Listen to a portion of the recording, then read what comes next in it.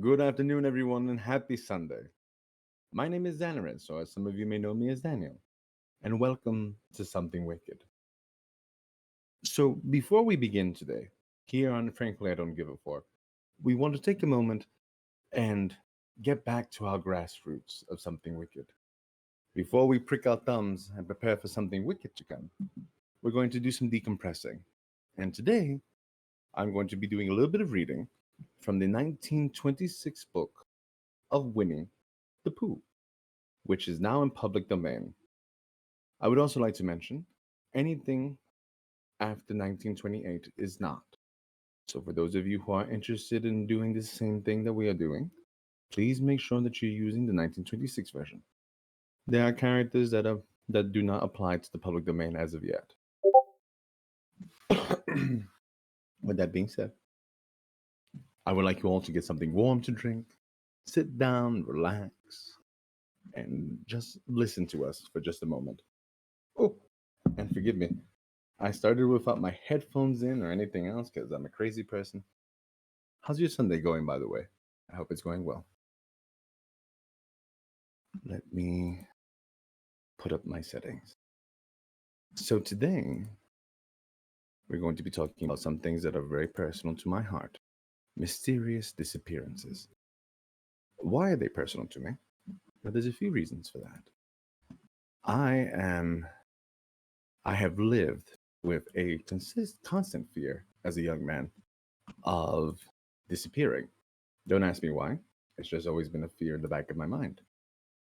One of those things that once you start to go and read up on and you start to see more information about, it gives you the heebie jeebies. So this one's a little bit personal. But before we start that, I would like to read to you chapter 1, in which we are introduced to Winnie the Pooh and some bees. And the story begins. Here is Edward Bear coming downstairs, now bump, bump, bump on the back of his head, behind Christopher Robin. It is, as far as he knows, the only way of coming downstairs. But sometimes he feels there's really another way. If only he could stop bumping for a moment and think of it. Then he feels that perhaps there isn't. Anyhow, here he is at the bottom and ready to be introduced to you, Winnie the Pooh. When I first heard his name, I said, just as you're going to say, but I thought he was a boy. So did I, said Christopher Robin. Then you can't call him Winnie. I don't. But you said, he's Winnie the Pooh. Don't you know what der means? Ah, yes. Now I do, I said quickly. And I hope you do too, because it's all the explanation you are going to get. Sometimes Winnie the Pooh likes a game of some sort when he comes downstairs, and sometimes he likes to sit quietly in front of the fire and listen to a story. This evening, what about a story? Said Christopher Robin. What what about a story? I said. Could you very sweetly tell Winnie the Pooh one?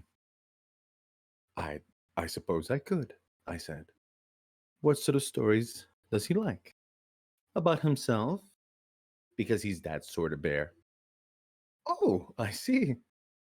So could you very sweetly? I'll try, I said. So I tried. Once upon a time, a very long time ago, now about last Friday, Winnie the Pooh lived in a forest all by himself under the name of Sanders. What does under the name mean? Asked Christopher Robin. It means he had the name over the door in gold letters and lived under it. Winnie the Pooh wasn't quite sure, said Christopher Robin. Now I am, said in a growly voice. Then I will go on, said I. One day when he was out walking, he came to an open place in the middle of the forest. And in the middle of this place was a large oak tree. And from the top of the tree there came a loud buzzing noise. Winnie the Pooh sat down at the foot of the tree, put his head between his paws, and began to think. First of all, he said to himself, that buzzing noise means something. You don't get a buzzing noise like that, just buzzing and buzzing without its meaning something. If there's a buzzing noise, somebody's making a buzzing noise. And the only reason for making a buzzing noise that I know of is because you're a bee.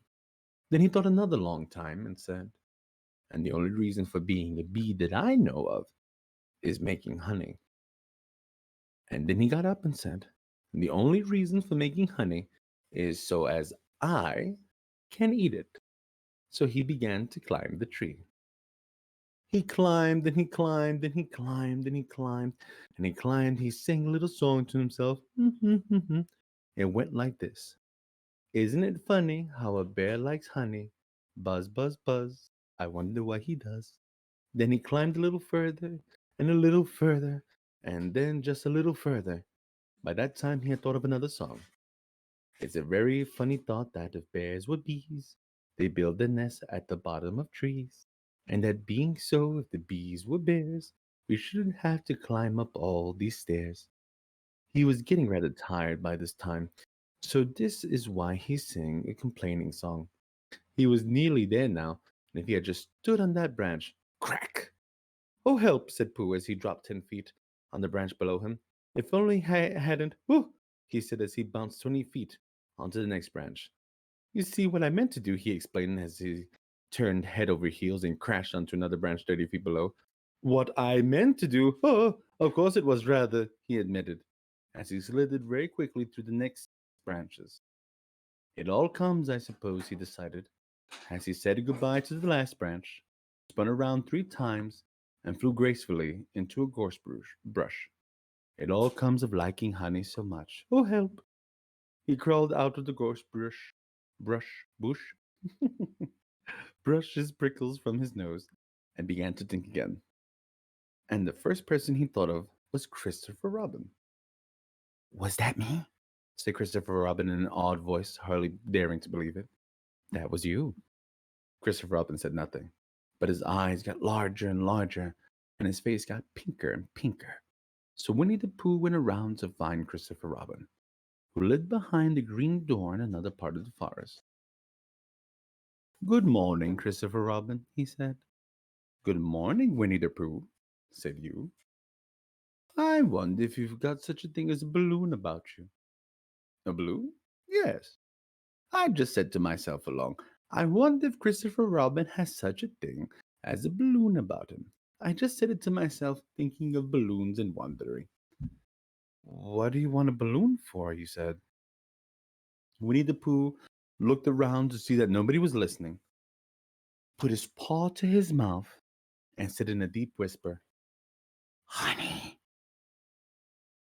But you don't get honey with balloons. I do, said Pooh. Well, it just so happened that you had been a party the day before the house of your friend Piglet, and you had balloons at that party. You had a big green balloon, and one of Rabbit's relations had a big blue one, and had left it behind, being really too young to go to a party at all. And so you brought the green one and the blue one home with you. Which one would you like? Asked Pooh. He put his head between his paws and thought very carefully. It's like this, he said. When you go after honey with a balloon, the great thing is not to let the bees know you're coming. Now, if you have a green balloon, they might think you are only part of the tree and not notice you. If you have a blue balloon, they might think you are only part of the sky and not notice you. And the question is, which is most likely? Wouldn't they notice you underneath the balloon, you ask? Oh, they might or they might not, said Winnie the Pooh. You can never tell with bees. He thought for a moment. I should try to look like a small black cloud. That would deceive them. Then you had better have the blue balloon, he said. And so it was decided. Well, you both went out with the blue balloon and you took your gun with you, just in case as you always did. And Winnie the Pooh went to a very muddy place that he knew of and rolled and rolled and rolled until he was black all over.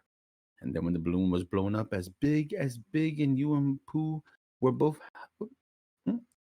When the balloon was blown up as big, and you and Pooh were both holding onto the string, you let go suddenly, and Pooh Bear floated gracefully up into the air and stayed there, level with the top of the tree, and about 20 feet away from it. Hooray! You shouted. Isn't that fine? Shouted Winnie the Pooh.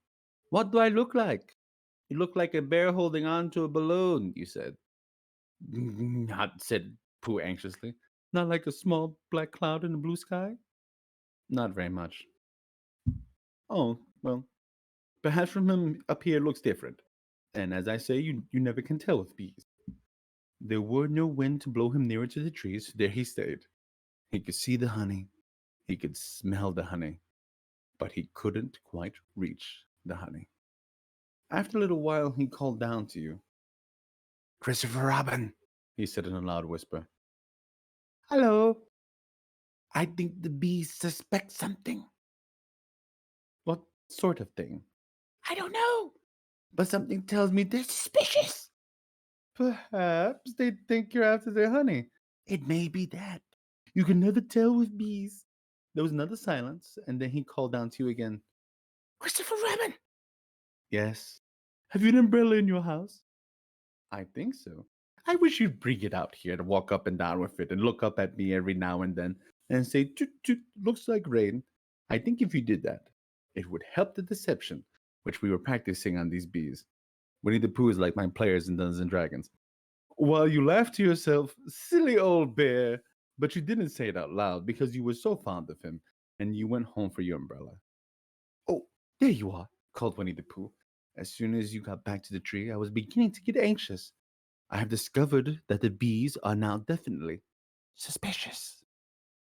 Shall I put my umbrella up? You said. Yes, but wait a moment. We must be practical. The important bee to deceive is the queen bee. Can you see which is the queen bee from down there? No. Oh, a pity. Well, now if you walk up and down with the umbrella saying toot toot, it looks like rain, I shall do what I can by singing a little cloud song, such as the cloud might sing. Go! So while you walked up and down and wondered if it would rain, Winnie the Pooh sang this song. How sweet to be a cloud floating in the blue. Every little cloud always sings aloud. How sweet to be a cloud floating in the blue. It makes him very proud to be a little cloud. The bees were still buzzing as suspiciously as ever. Some of them indeed left their nest and flew all around the cloud as it began the second verse of the song. And one bee sat down on the nose of the cloud for a moment, and then got up again.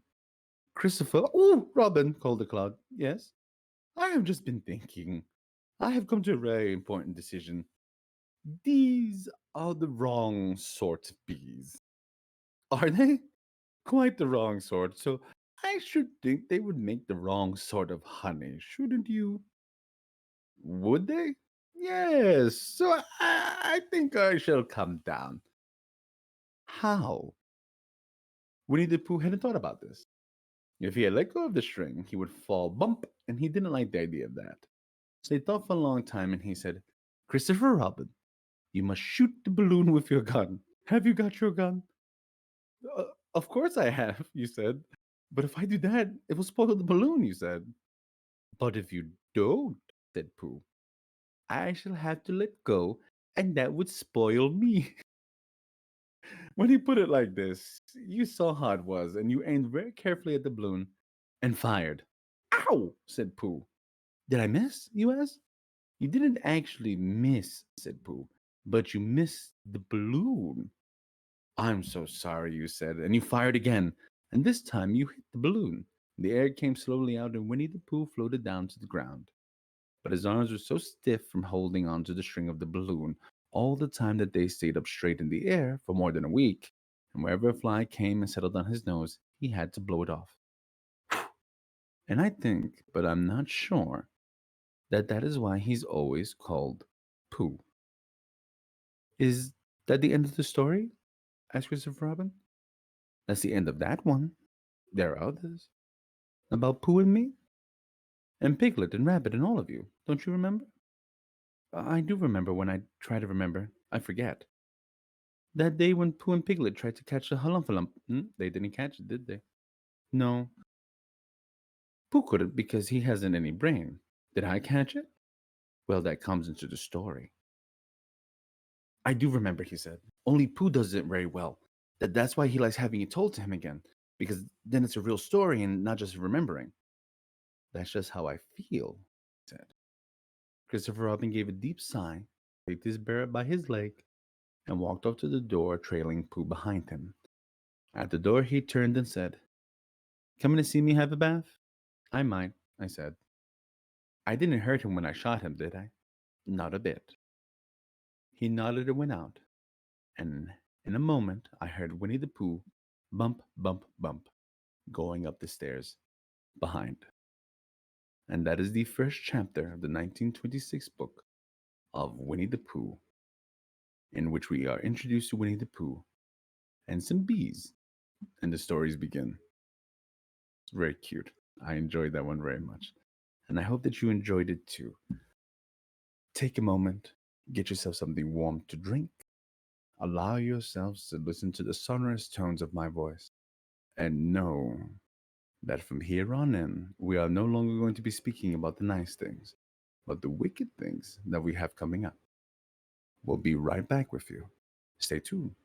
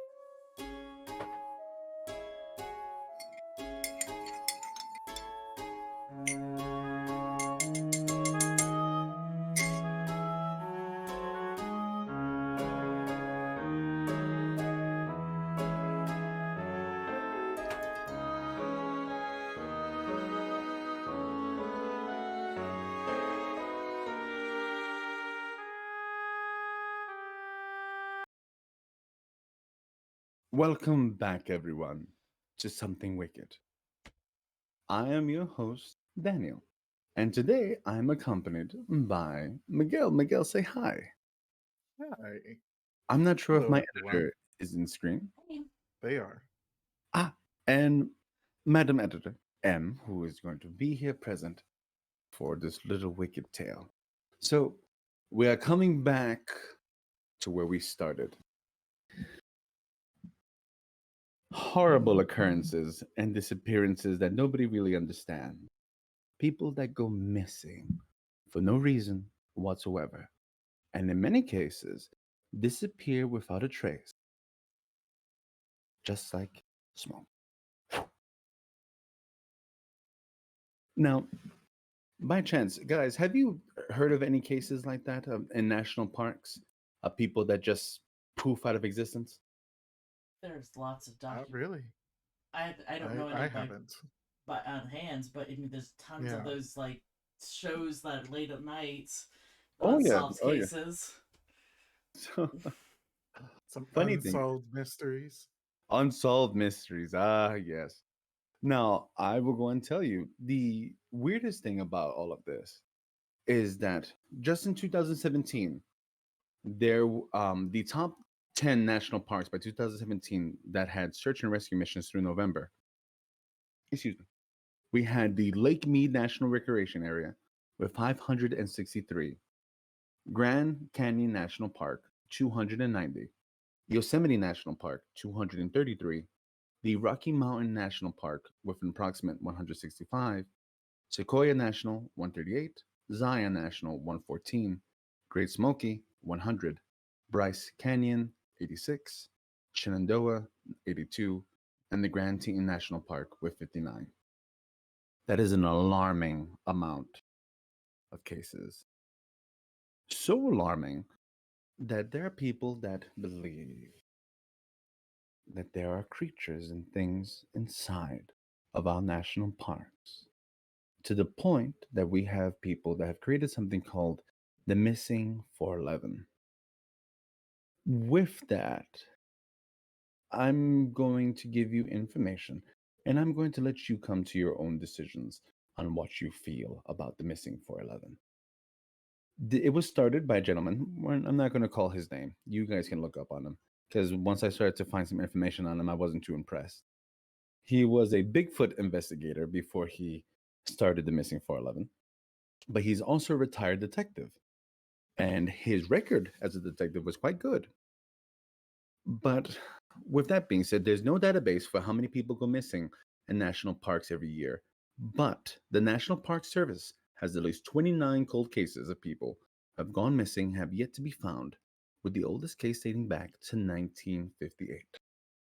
The National Missing and Unidentified Persons System reported that more than 600,000 people go missing in the United States every year. But the majority are quickly found, alive and well. But there are also tens of thousands of cold cases where someone is missing for over a year. As of Saturday of January, I believe it was in the beginning of January, there were 20,685 open missing person cases across the US. It gets weird. So I can't show it, but there is a map that goes and shows the underground cave systems that outlie America and the missing persons cases of America that overlap. So, of course, people think they're going in the caves. Allow me to dismiss that. That map is actually false. That is not the correct map. That map is, again, made by the gentleman that has started the 411, but the people that posted it have doctored it. So it's not exactly the way that it should be. Now, when I talk about this, there's cases here that are odd, and then there's some cases that are not so much. So, where would you all like to begin? Because there's so much strange that we're going to talk about. As a matter of fact, let's start with our friend Dennis Martin. Dennis Lloyd Martin, born June 20th, 1962, is an American child who disappeared on June 14th, 1969, in the Great Smoky Mountains National Park in Tennessee. The search effort for this kid is the most expensive, the most extensive park search in history, involving over 1,040 searchers in a 56 square mile area. So, check it out. Dennis Martin, he's 6 years old. He's a resident of Knoxville. He goes to go visit this national park where his father, grandfather, and older brother on Father's Day weekend, right? The camping trip is a family tradition with the Martins. They hike from Cades Cove to Russell Field and camp overnight. The next day, they hike to Spence Field near the Appalachian Trail, where they plan to spend the night. Matthew disappears on June 14th. While planning on surprising the adults with his brother and other children from a separate family the Martins were camping with. So they went with some family, with some friends. They separated in groups and they hid in bushes to like jump out and like scare everybody. But he was last seen by his father going behind a bush to hide. intending to surprise the adults with the kids. After not seeing him for about 5 minutes, and when all the other children returned to the camp, his father became concerned and started searching for him. He ran down the trail for nearly 2 miles and nothing. The kid disappears into nothingness. They freak out. They go and they get the National Park Service rangers. The area where Martin disappeared is marked by steep slopes and ravines, wild animals, snakes, bears, feral hogs, and bobcats. And sadly, right after this happened, there was a downpour of about 3 inches of rain in a matter of hours, which just washed out trails and caused streams to flood. And temperatures in that night went all the way down to 50 degrees Fahrenheit. They not only get the National Guard, they get special forces. Find no trace. Heavy rains during the first day search and heavy mist the next day hampered the efforts. Up to 1,400 people are involved. Footprints were found in an area but dismissed as being Martin's and determined by park officials had been left by a Boy Scout participating in the search. The child-sized footprints led to a stream where they disappeared. The tracks indicated that one foot was barefoot, while the other was in an Oxford or a tennis shoe. Retired park ranger and author Dwight MacArthur believes that the prints likely belonged to Martin, as the tracks were not part of the group and none of the Boy Scouts were searching while barefoot. A shoe and a sock were found on June 22nd. 56 square miles of ground have been covered. More than 1,000 searchers continued to look until the 26th, when they cut back. The search is abandoned on the 29th and is officially closed on September 14th, 1969. And as of 2021, it is considered the largest search in the history of the Great Smoky Mountains. Dennis's father offered up to $5,000, which in equivalent now to inflation is 35,286 for information. And then it gets odd. A few years later, a ginseng hunter, believe it or not, that's actually a thing. A ginseng hunter who was illegally finding ginseng says that they discovered the scattered skeletal remains of a child in Big Hollow, Tremont. He kept defiant to himself until 1958 because he was afraid he'd be prosecuted for illegal ginseng. They go search for the kid, and nothing. It was so bad. The search ended so badly that the National Park Service had to review and amend its policies on searching for missing people. So, this is the thing that really kind of gets odd. Because one big thing about the 411 is that they don't want to go and place it as, oh, aliens just kidnap people or they kidnapped by Bigfoot and yada, yada, yada, yada. Which my favorite theory is that Bigfoot has hypnotic powers and can make you forget your memories. Somehow we always come back to Bigfoot on this channel. I don't know how this keeps happening, but most people think that he's attacked by a bear and carried off. Other people think that he dies from the elements. But then there's the odd third thing. The third thing is that people believe that the child is abducted and taken out of the park by something or someone. And his father was actually a proponent of the big third theory.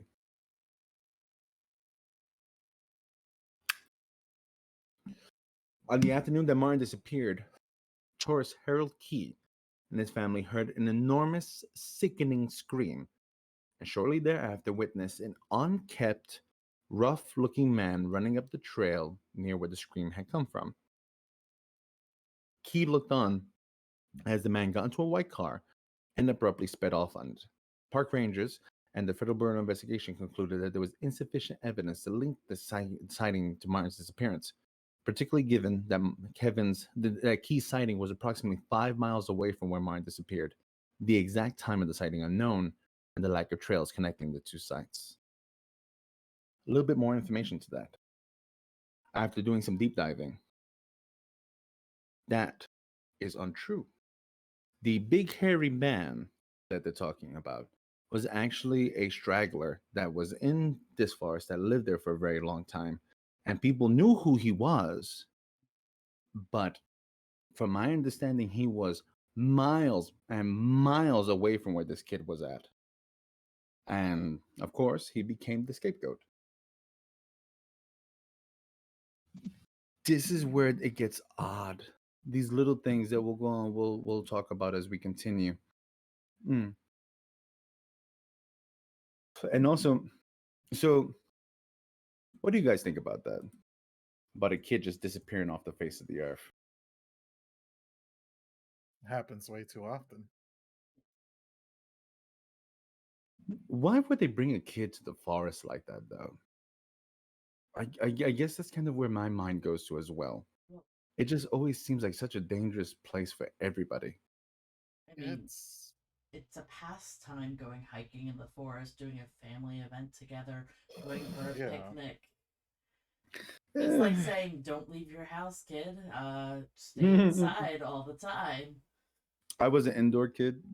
What? When exactly did this disappearance happen? Like, what year was it? I will tell you. This happened in 1969, June 14th, 1969. Okay, well, I mean, people today still very outdoors like.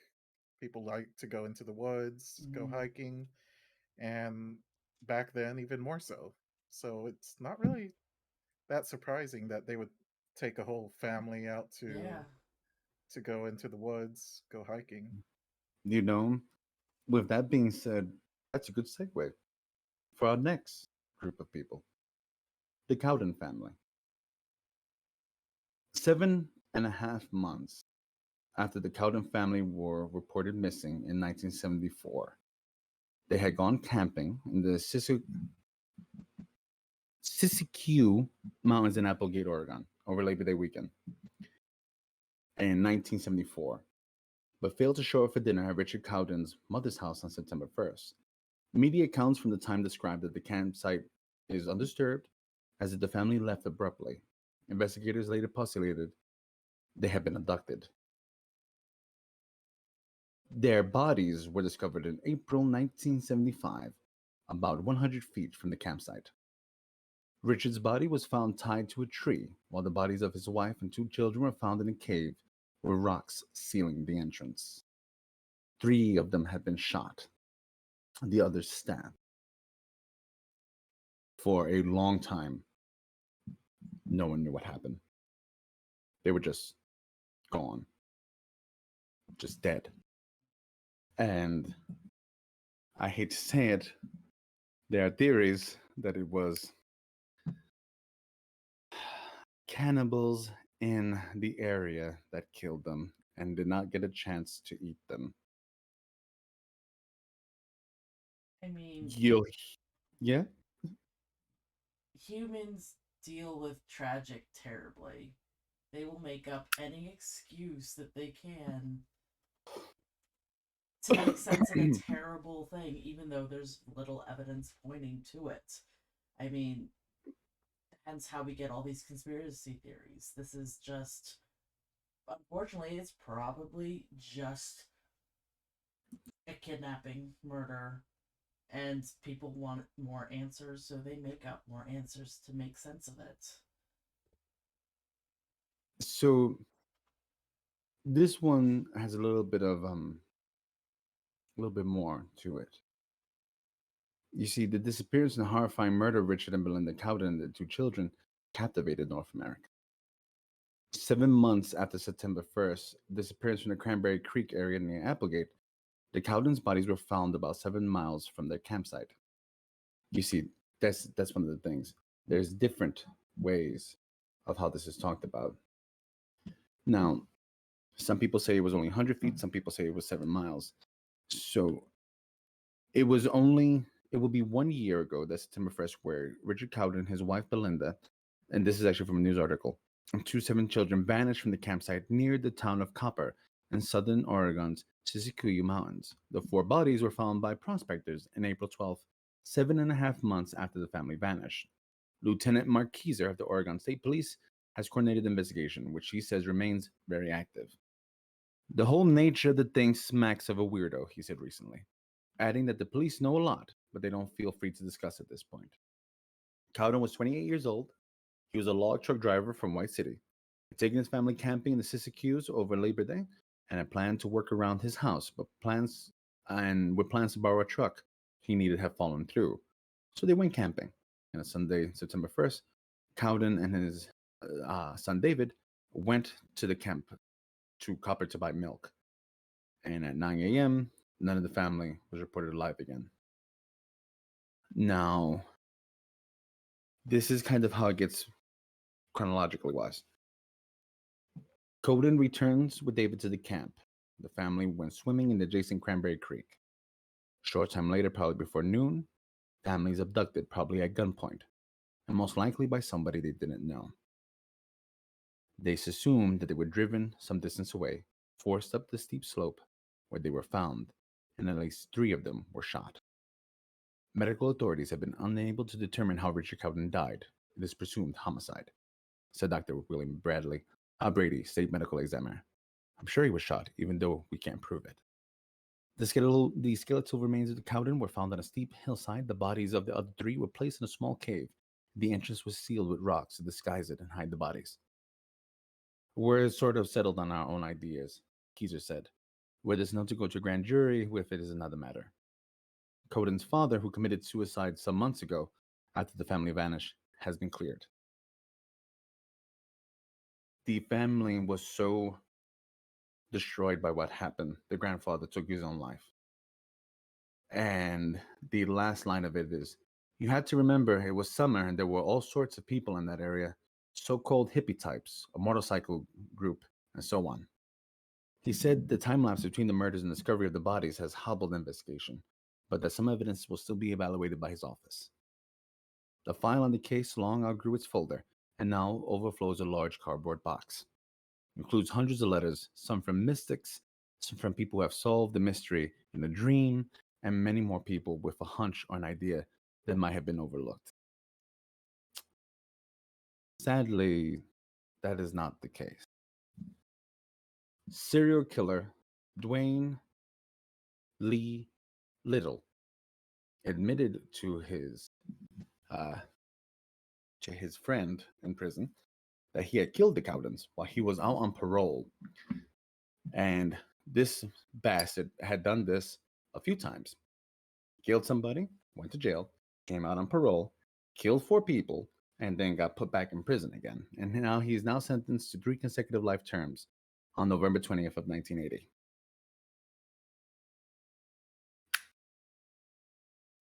So sadly, there's an answer to that one. Not a great one, but an answer. And it's only going to get weirder from here. I'm letting you all know. Let's talk about the strange disappearance of Douglas Legg. Disappeared July 10th, 1971, in the San Antonio Estate, Newcomb, Adirondack Mountains, New York State. On July 10th, 1971, Douglas Legg, 8, disappeared on a hike near Newcomb in the Adirondack Mountains and was never seen again. So, for 20 years, this family had been using this place for summer vacations. They had a law firm. They're rich, like they're rich folks. And Douglas was a grandchild of the owners of the estate. The Melvin family and the extended family had gathered together for one last vacation at that backcountry retreat before it was due to be sold. So Doug, or Dougie, was a keen hiker and, as they called him, a mini woodsman, despite his young age. He was 4'6", weighing 76 pounds. On Saturday afternoon, July 10th, 1971, Dougie and his uncle sat out on a hike around the property. His uncle noted that there was poison ivy on the trails and told the reluctant Doug to return to the lodge to change from shorts to long pants, a walk of around half a mile. He passed his older brother and cousin about 50 to 60 yards from the main lodge building, and he failed to return to his uncle and was never seen again. The evening, the temperature dropped. The family called the state police, and the locals from the town searched for the body throughout the night in the local area. The next day, a formal search was started by forest rangers using dogs, helicopters. The U.S. Air Force even came in from their base in Plattsburgh, sent planes equipped with heat detecting infrared FLIR, which was used in the Viet Cong War. At the height of the search, close to 1,000 volunteers were scouring the area. The wilderness terrain with swamps, bogs, dense forests, and fallen trees made the search more dangerous and difficult. It was also hampered by the lack of coordination, with no one officially in charge. During the SNR effort, the weather deteriorated. Heavy rain, falling temperatures to around 40 degrees. A bloodhound did find a scent. It was along the edge of a swampy pond, which was subsequently drained and dragged. Nothing was found. The sneaker tracks were found about 2 miles away at Ward Pond on the fifth day of the search, but the rain had washed away any chance of dogs picking up the scent. Dougie's family had money, to the point that they hired an elite search team of over 20 mountain men from the California Sierra Madre Mountains to search for this kid. And nothing. Nothing. After 6 weeks, state police call off the search. So what the hell happened?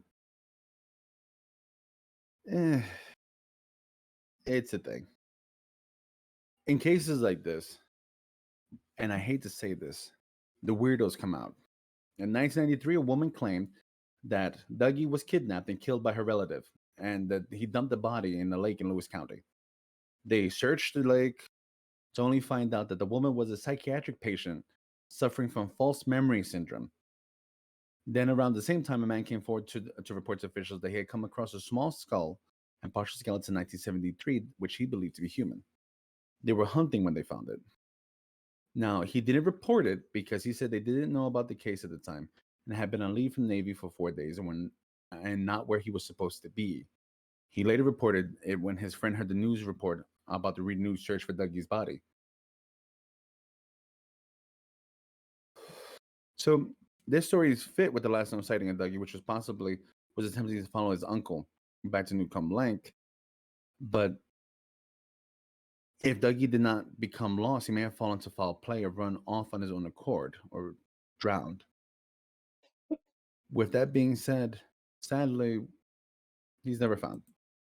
Dougie is one of those cases that he just disappears, just gone. But did you know that there are also cases of people getting lost in the forest that come back in weird ways? Let's get into this one because this is when it gets odd, real odd. Hold on to your pants. Stephen Kabacki went missing February of 1978 while in the state of Michigan. So they find Stephen's ski poles and skis on the snow. His tracks just suddenly stopped, as if he walked out of reality. His backpack flung to the ground nearby. Since the location where he had vanished was so close to Lake Michigan, it was assumed that he fell in the lake and drowned. Despite numerous searches, no one knew what happened.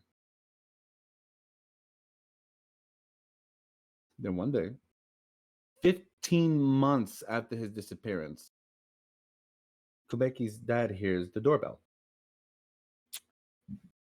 And when he opens the door, Stephen Kubeki is standing in front of him. His father freaks out, which Be fair. anyone would.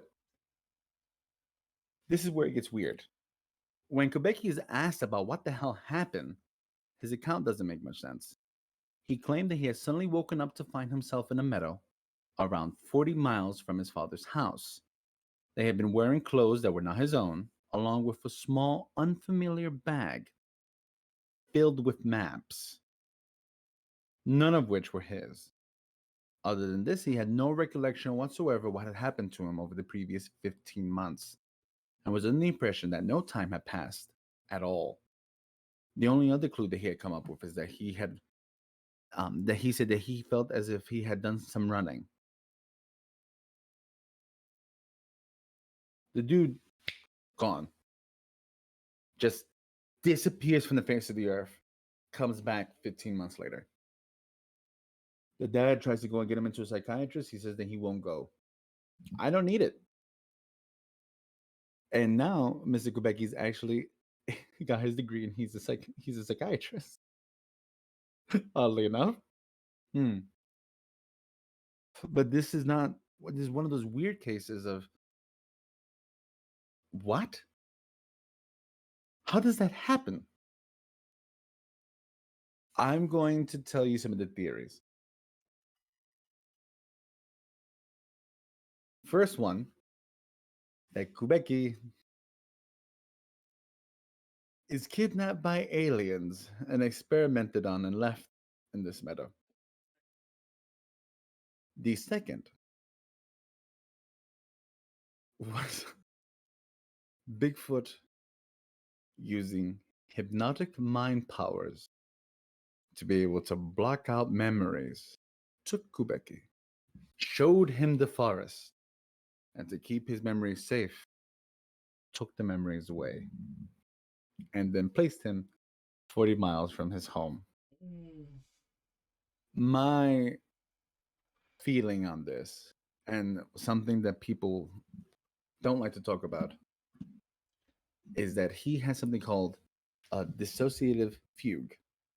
You guys know what that is? Yes. So, Meg, have you heard that one before?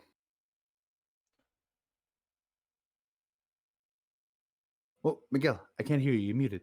Sorry, I couldn't unmute myself for some reason. Yes, I've heard of it before. So, for those of you who haven't, a fugue, people with dissociative fugue temporarily lose their sense of personal identity and impulsively wander or travel away from their homes or places of work. They often become confused about who they are and might even create new identities. Now, I have some stuff that's going to probably creep you all out. You ever have a moment that you've been to work really long, been a long day, and you got home and you don't remember the trip? Yeah. I actually have been diagnosed with this condition Mm, before. Um, you experience dissociative fugue. yes, it was after I have CPTSD, um, Mhm. where CPTSD is different from PTSD, whereas PTSD is just something that has uh, happened to you to cause a traumatic event. CPTSD is experience PTSD episode after episode after episode, and it will often um, uh, your brain tries to protect you by dissociating, so you don't remember things that are going on. Usually caused by extreme stress, Yes, abuse, things like that. yes. And can it be helped?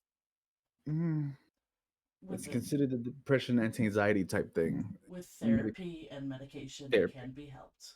It can. Mm.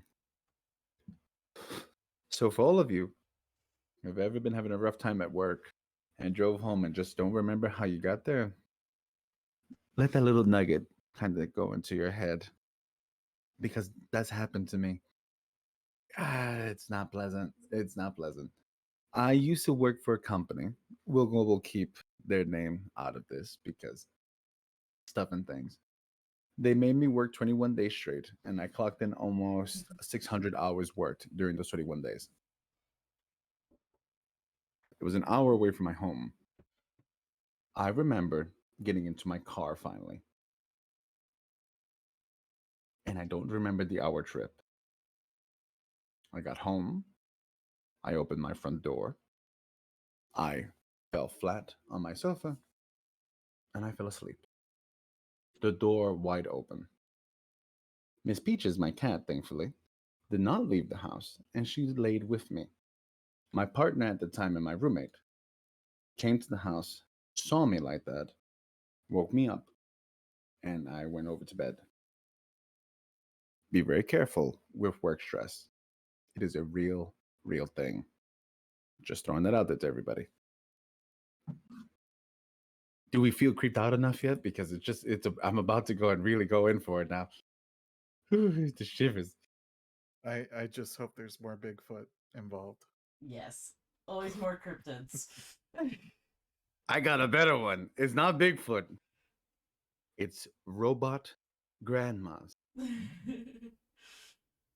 I did not Oh, I expect bet. to hear Oh that no, you today.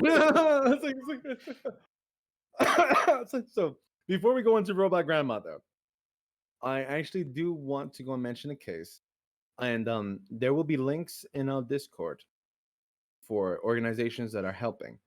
Um, Allow me just a moment, and I will be placing them into something wicked for you guys to be able to go into, because these are places that help. The link that I just posted is for the National Park Services investigative services. National Park Services investigative services. They are cold cases. They have pictures of people that have gone missing. They have some of their information, the dates that they've gone missing, and things like that. One of the things I wanted to go and do today was go and bring that up to us, because you could help. If you are watching today, and if you have seen any of these people, please, please, please get in touch with these places.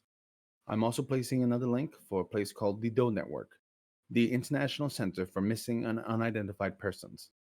The DOE Network is an all volunteer organization dedicated to bringing awareness to missing people and unidentified persons throughout the US, Canada, Mexico, Europe, and Australia. You can help us find these people. It's one of those things you'd be shocked at how many times these cases are solved by one person that decided to just pick up the phone. And one of the reasons why I mention it is because there's a case that is not very spoken about very much that I took personal warrant to. And by the way, the tip hotline for the NPS is 888-653-0009.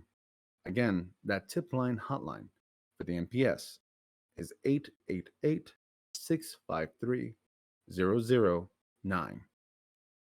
I wanted to mention this gentleman because there is no news about him at all.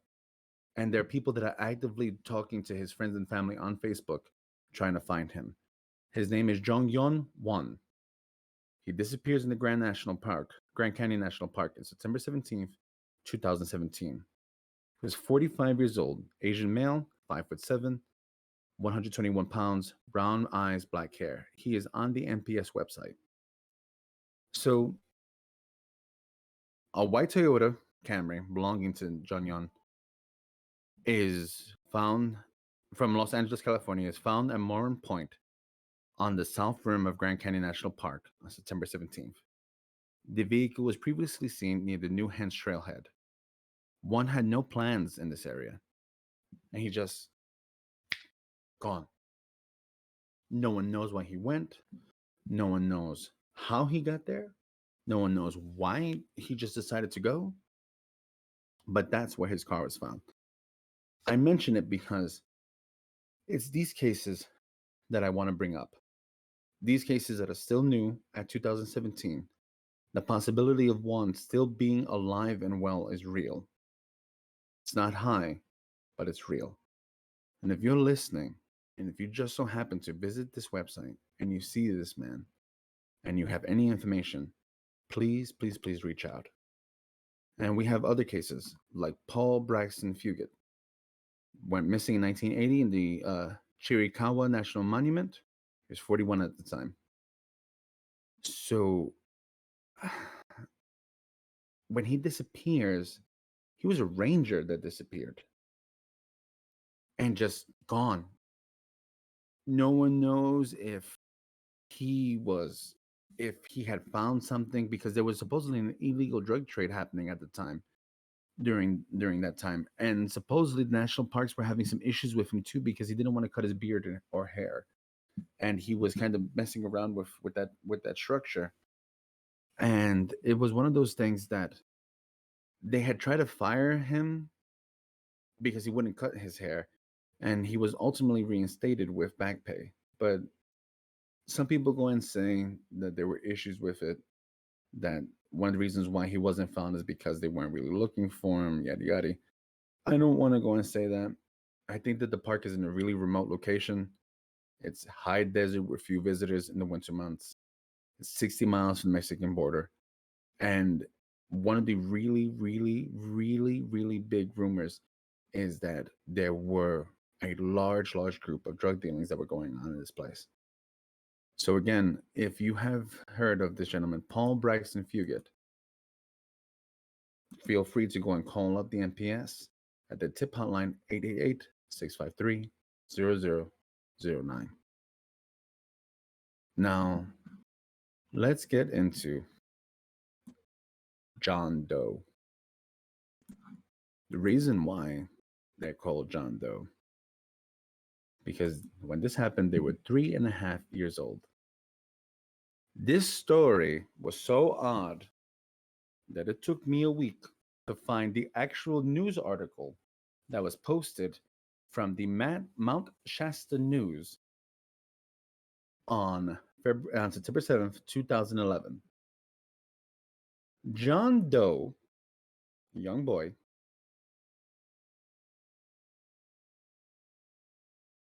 he's lost in the forest for 5 hours, gone within a second.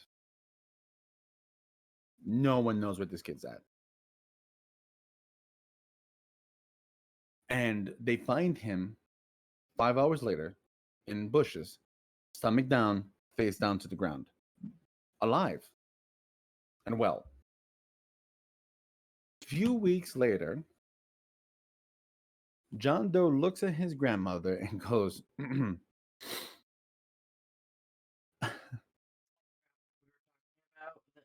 Then when you said grandmother, I'm like, oh right, this was a thing that we were going to be talking about. yeah.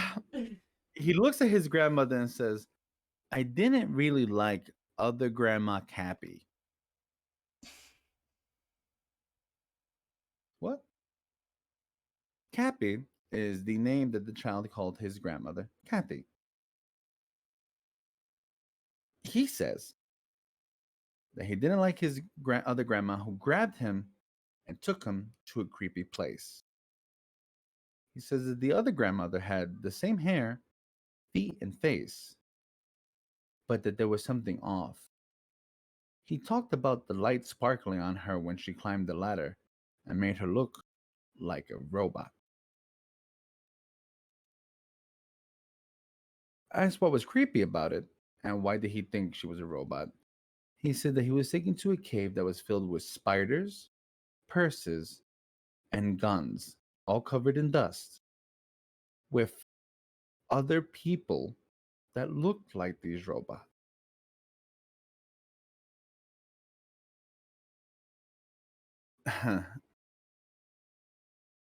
And the reason why I'm mentioning this is because as we continue to get into the weird, this other grandma started to get really pushy and then asked him, she pulls out a piece of sticky paper, puts it on the floor, and tells the boy to defecate on it. The boy says that he didn't have to go. And other grandma started to get very upset until she changes the subject and tells him that he's special, that he was born from outer space, and that they had placed him in his mother's womb. The little boy's starting to kind of figure out that some things were off. She told me that I am from outer space. They put me in my mom's tummy. And then she took me back to the river and said to wait under the bush until someone found me. When this happens, his grandmother feels a little bit odd. A year before, the grandmother had been camping in the same area with a friend, and while she was camping, woke up one morning face down in the dirt, sleeping outside of her sleeping bag with a puncture wound on the back of her head. And she was feeling very sick. Now, some people say it's on the back of the head, some people going to say it's on the neck, but she's feeling horrifically sick. The person that she's with is also feeling sick and supposedly has a puncture on the neck as well or on the back of the head. Keeping in mind, some people say that, some people say that part didn't happen. They thought it was a spider bite. Supposedly, that before they go to bed, they see the reflection of red eyes watching them. They thought it was deer. The grandma had completely put it off as happenstance, but the fact that the kid mentioned spiders in the cave makes her feel extremely uneasy. She calls up the dad, like, "Hey, like, did you hear this?" And the dad says he told us the same thing, word for word. I did my best to try to believe this one with a grain of salt, to the point that I found the news article from the Mount Shasta News talking about it, about how the kid's found within the 5 hours that he disappears. I'm also gonna go put up that link real quick.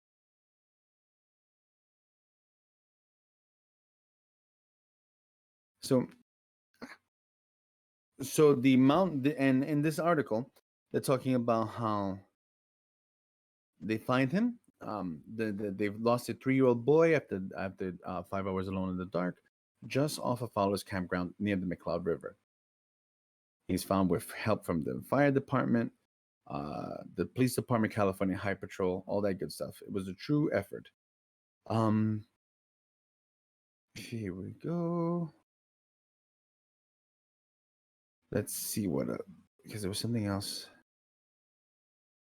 So in this whole thing, they don't mention the boy's story at all, at all. So I started to think to myself, this is some bullshit. So I started searching, and I may have found the grandmother. Not going to give names.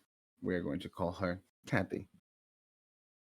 There is a post on November 15th of 2012 at 12:57 p.m. on a website called Above Top Secret.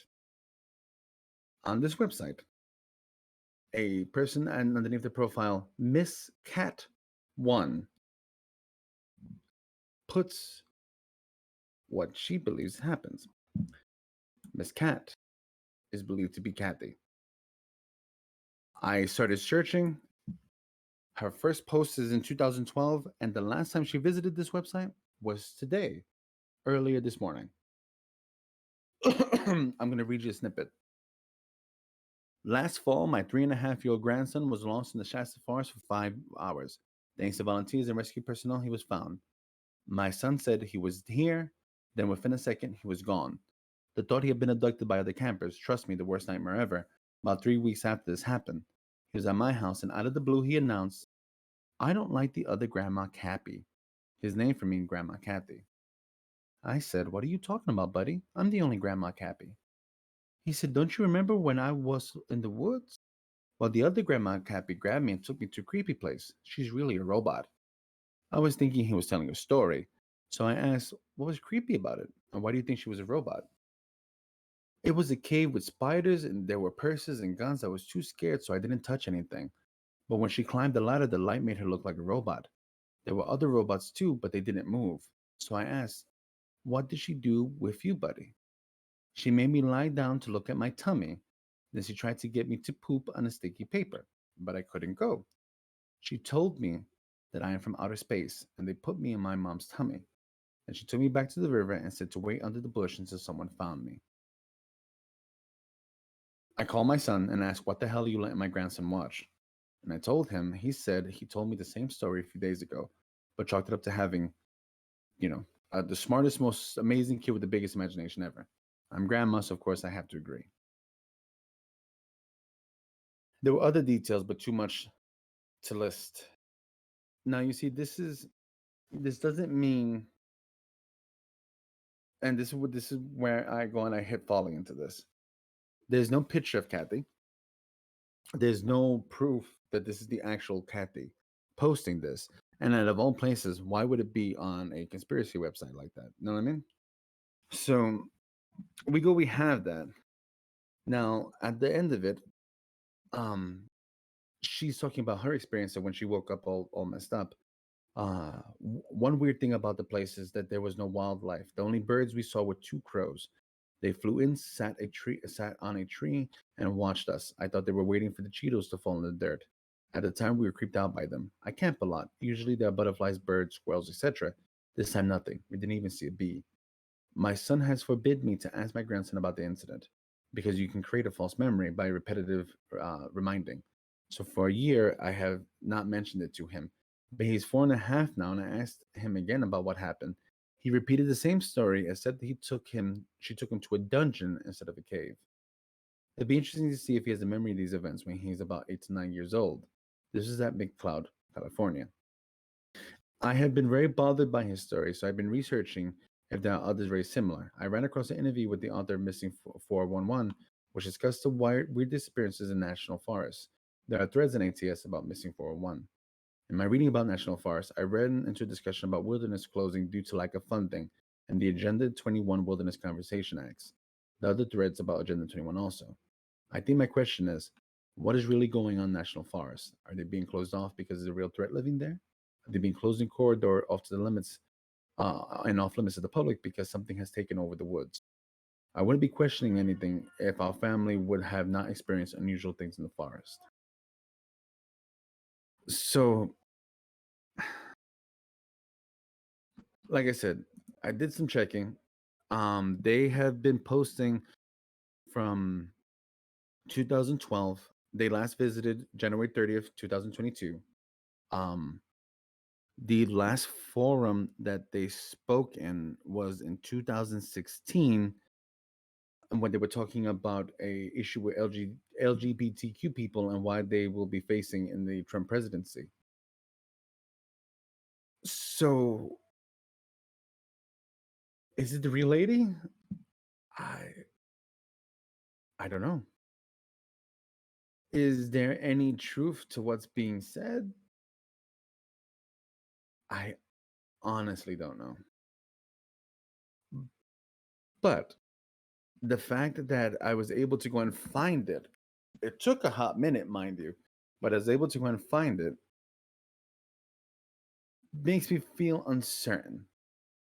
I will definitely go and say that I believe that the child was lost, did not want to get into trouble, and created the story. But what do you guys think about Robot Grandma?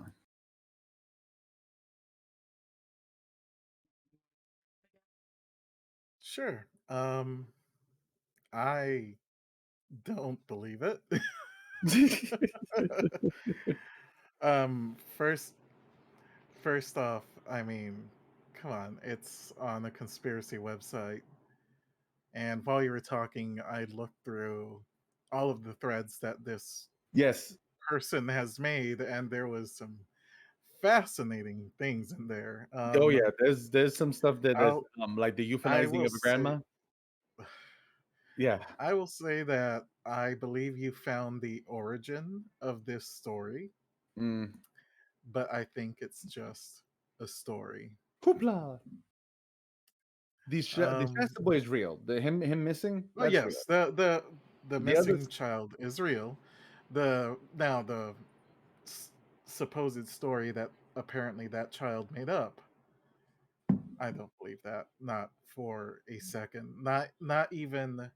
it as a made up story from a child. I believe this is something someone from the internet wrote. Now, whether that person believes it themselves or not, I don't know.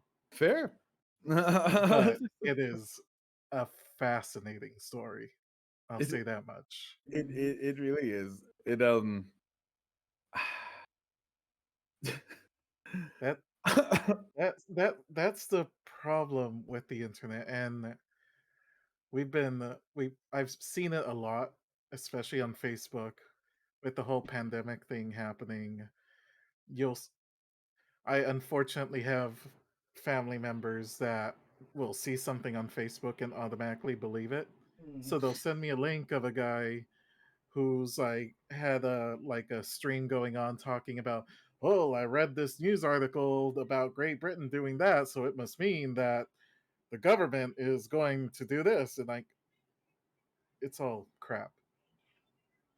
Like, don't you can't believe everything you see online. It A lot of people just make up stuff for the sake of either wanting attention or they have their own mental issues that makes them believe their own stories. It's hard to say what it is. I can say that it's probably not real. Fair. That's fair. What are you thinking, Em? So I've been in therapy for a large portion of my life. Um, Immediately I have to parrot what Miguel said. I too believe that this is made up.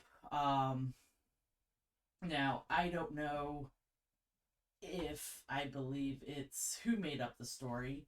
I know from when someone speaks to you about a story that you said when you've told a lie to cover yourself at a young age, you believe you young people tend to believe this lie wholeheartedly to helps them encompass the lie better.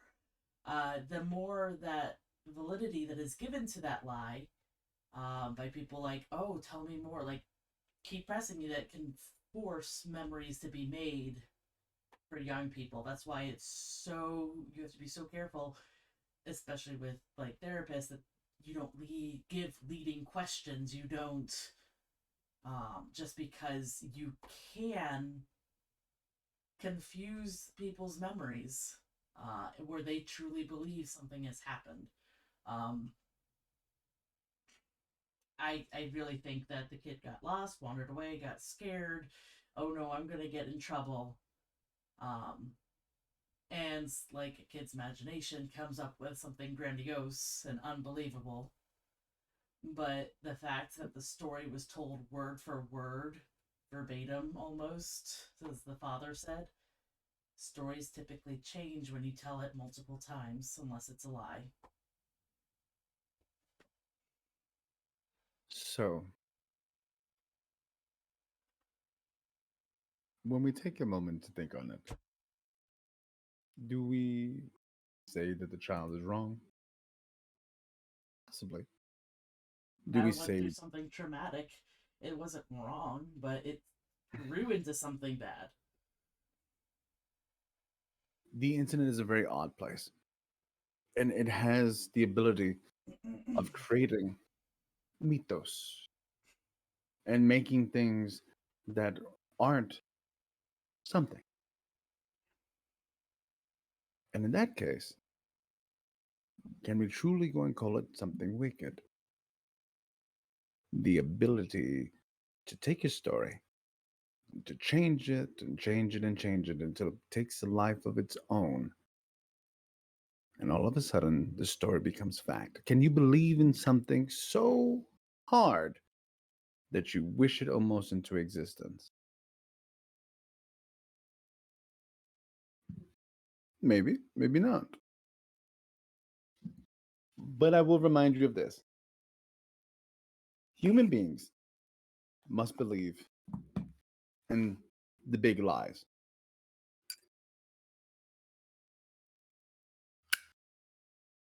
The lies of mercy, the lies of love, the lies of kindness and compassion. Because the big lies. We don't have the strength to believe the little ones. And we believe in these things until they are reality. We believe in the goodness of people. We believe in the compassions of our brothers and sisters. We believe in kindness. Even if it is proven wrong, we truly in our hearts believe that deep down inside human beings are good.